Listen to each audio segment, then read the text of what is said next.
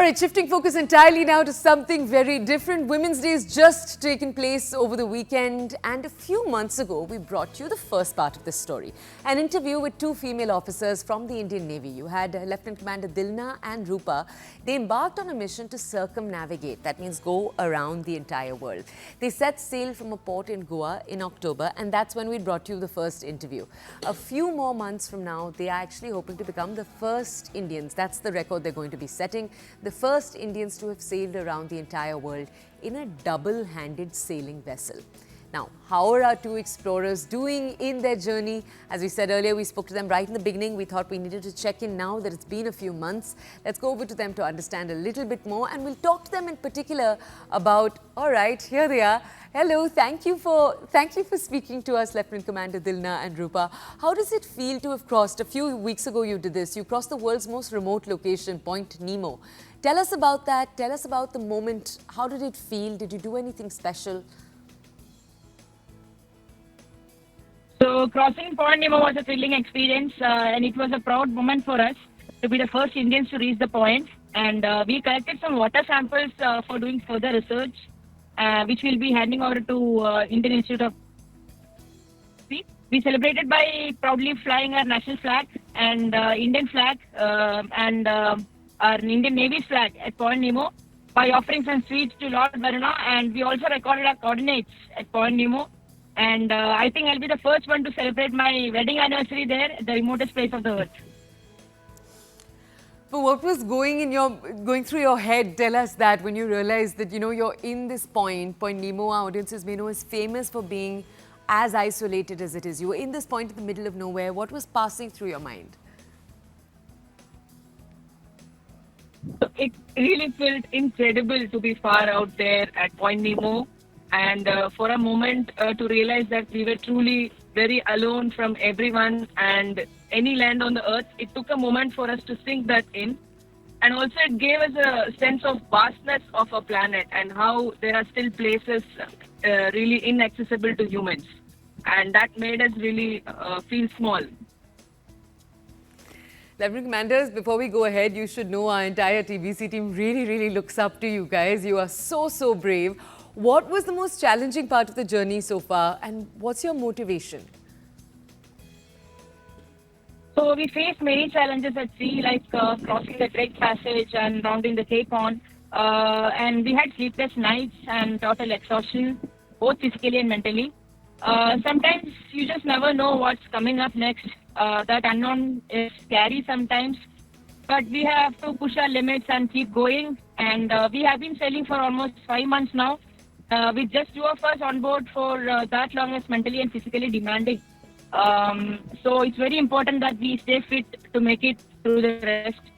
And the motivation for me to go through all this is sailing lets me explore, and we are learning something new every day. When things get tough, it pushes me to see what I'm capable of, and we have a great support system also, like Indian Navy, our families and friends who supports us, which keeps us going even when the situations are tough.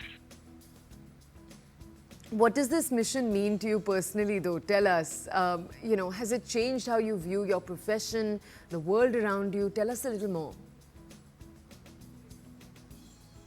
So for me, sailing has been a really transformative journey, and I have come to realize that you can compare sailing to life, where life is, and both sailing is unpredictable, beautiful and vast.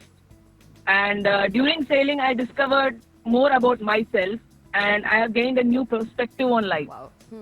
And also this journey has taught me to appreciate the simplicity of life and not to worry about the great stuff.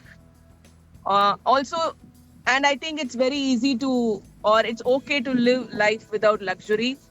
And this is possible because I was in the Indian Navy, and I'm very grateful for the opportunity. And it has developed a deeper respect for nature and life. And I'm hoping that when I get back to land, I will have I will still have the same perspective, because I feel that if I can handle the rough seas, then a bad day at land is okay. You know, we're losing you slightly, but the great thing is we can still hear your words, Lieutenant Commander Rupa, and it is so, so incredible to just hear you say, you know, that the things that matter, you have and you now know, you know, what matters in life. It's not the big things. It's not worth sweating over. Let's just ask you next, Lieutenant Commander Dilna, what's your next big goal for both of you? What is your next adventure? Do you already have a sight on that right now? Are you focused on completing this journey? Yeah, so my priority is to finish the circumnavigation first, and we have already started discussing on our next step on our return. So something that will allow me to do further challenge myself when the opportunity arises. And for now, I will keep my options open.